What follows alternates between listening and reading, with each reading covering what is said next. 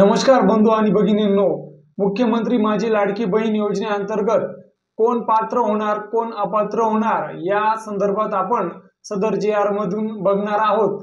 तत्पूर्वी जर तुम्ही आपल्या चॅनलला नवीन असाल तर अशाच नवनवीन माहितीसाठी आपल्या चॅनलला शेअर, सबस्क्राइब आणि लाईक करा। चला बघूयात यात योजनेचे स्वरूप बघूया। सर्वप्रथम आपण की पात्रता कालावधी दरम्यान प्रत्येक पात्र महिलेच्या तिच्या स्वतःच्या आधार लिंक केलेले जे खाते असेल त्यात थेट DBT द्वारे जसे PM किसान चे पैसे येतात त्याप्रमाणे रुपये 1500 हे त्यांच्या खात्यावर दिले जाणार आहेत। तसेच केंद्र राज्य शासनाच्या अन्य आर्थिक लाभाच्या योजनेद्वारे देखील 1500 पेक्षा कमी लाभ येत असेल तर त्यात वाढून या योजनेद्वारे पात्र महिलेला देण्यात येणार आहे।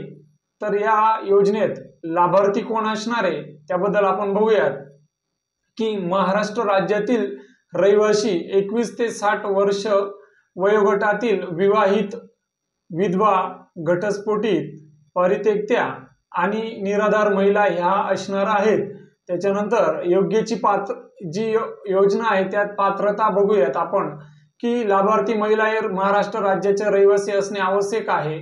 त्याच्यानंतर राज्यातील विवाहित, विधवा, घटस्फोटित, परित्यक्त्या आणि निराधार महिला तसेच किमान वयाची 21 वर्ष पूर्ण आणि कमाल 60 वर्ष। त्याच्यानंतर सदर योजनेचा लाभ घेण्यासाठी अर्ज करणाऱ्या लाभार्थ्याचे बँक खाते असणे आवश्यक असणार आहे। आणि शेवटचं जे आहे की लाभार्थीचे जे एकूण कुटुंब आहे रेशन कार्ड नुसार त्यांचं एकूण उत्पन्न जे आहे ते 2.5 लाखाच्या आत पाहिजे।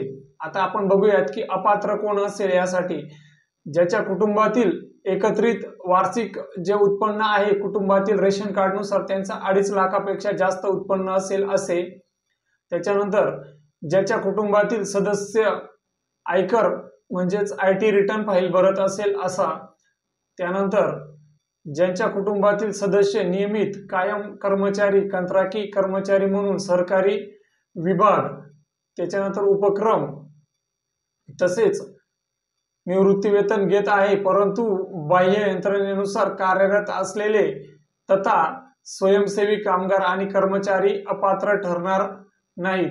त्याच्यानंतर सदर लाभार्थी महिलेने शासनाच्या इतर विभागामार्फत राबविण्यात येणाऱ्या आर्थिक योजनेद्वारे रुपये 1500 पेक्षा जास्त लाभ घेतला असेल ते देखील यात अपात्र असणार आहे। त्याच्यानंतर ज्यांच्या कुटुंबातील सदस्य विद्यमान किंवा माजी आमदार खासदार असतील ते चालणार नाहीत। त्याच्यानंतर ज्यांच्या कुटुंबातील सदस्य भारत सरकार किंवा राज्य सरकारच्या बोर्ड ऑफ उपक्रमांमध्ये असणार आहेत त्यांचा चालणार नाही। अजून ज्यांच्या कुटुंबातील सदस्यांची संयुक्तपणे म्हणजे रेशन कार्ड नुसार 5 एकर पेक्षा जास्त जर जमीन असेल असे लाभार्थी बसणार नाहीत। ज्यांच्याकडे ट्रॅक्टर हे वाहन सोडून इतर 4 व्हीलर वाहन असेल तर त्या कुटुंबातील महिला देखील यात लाभास पात्र असणार नाहीत। मित्रांनो, ही होती माहिती। आवडल्यास इतर